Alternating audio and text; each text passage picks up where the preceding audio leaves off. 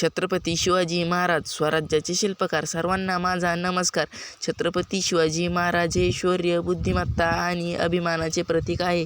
त्यांचा जन्म 19 फेब्रुवारी 1630 रोजी शिवनेरी किल्ल्यावर झाला. त्यांनी स्वराज्य स्थापनेसाठी अपार संघर्ष केला. गनिमी कावा, कुशल युद्धनीती आणि मजबूत प्रशासन यांच्या बळावर त्यांनी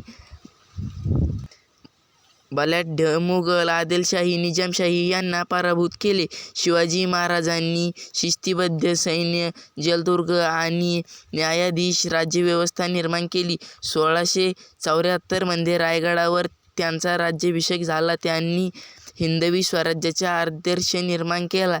आजही त्यांचे विचार आपल्याला प्रेरणा देतात. जय भवानी, जय शिवाजी.